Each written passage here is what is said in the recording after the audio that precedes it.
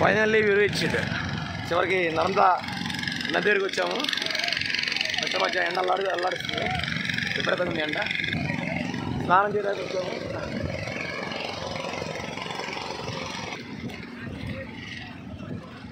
ఇది ఓంకారేశ్వర స్వామి గుడి. పుష్కర స్నానం చేసి దర్శనానికి వెళ్తాము. ఇక్కడ బోట్లో వాటర్ కూడా చాలా క్లియర్గా ఉంది, బాగుంది. వాటర్ మాత్రం చాలా బాగుంది. అంతా ఇక్కడ బోట్లోనే అంత తిరుగుతున్నట్టుంది. ఎక్కువ మంది తెలుగు వాళ్ళే, 90% మన వాళ్ళే ఉన్నారు ఇక్కడ దీని దగ్గర.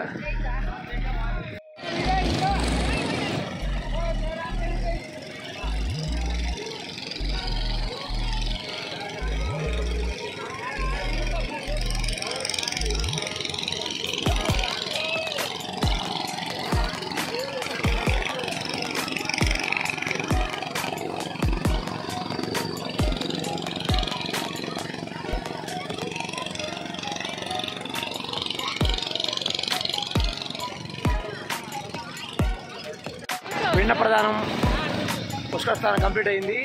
ఓంకారేశ్వర దర్శనానికి వెళ్తున్నాము. అందరం కలిసి ఓంకారేశ్వర దర్శనానికి వెళ్తున్నాము.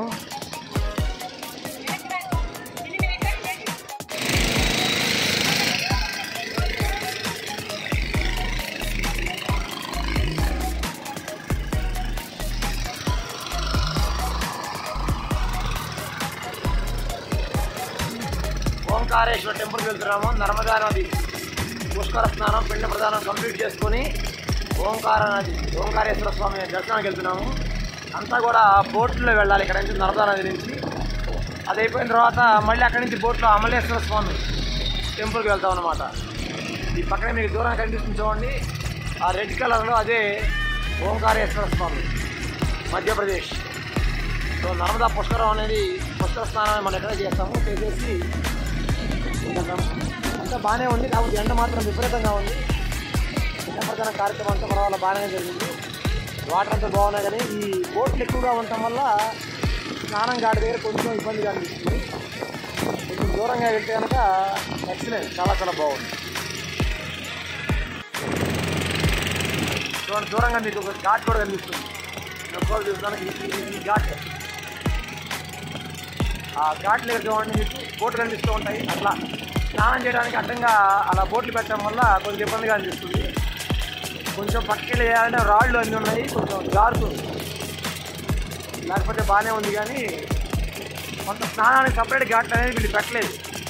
ఆ బోట్ల మధ్యలోంచి కొంచెం స్పేస్ తీసుకొని మనం స్నానం చేయటమే, అది కొంచెం ఇబ్బందిగా అనిపిస్తుంది. ఇదే ఓంకారేశ్వర టెంపుల్. మీరు చూస్తే కనుక ఇప్పుడు మీరు చూస్తున్నది ఓంకారేశ్వర టెంపుల్.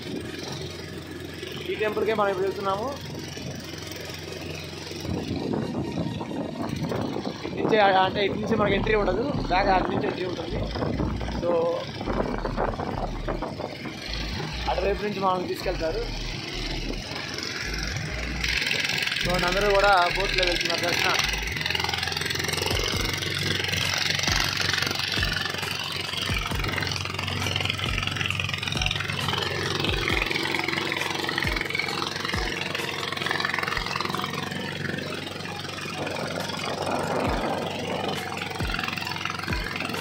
చాలా చాలా బాగుంది. ఆ ఎండ ఇప్పటిదాకా ఇబ్బంది పడ్డాము. బోట్ జర్నీ చేస్తుంటే బాగా చల్లటి గాలిగా అనిపిస్తుంది, బాగుంది.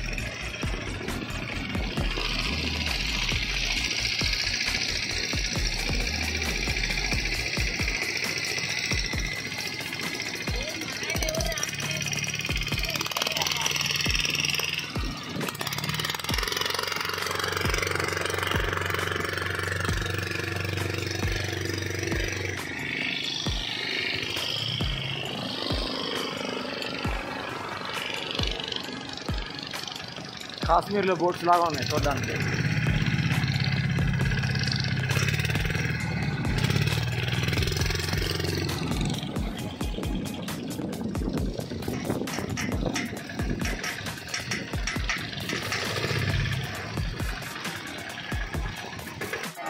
ఇదే ఓంకారేశ్వర్ జ్యోతిర్లింగం టెంపుల్.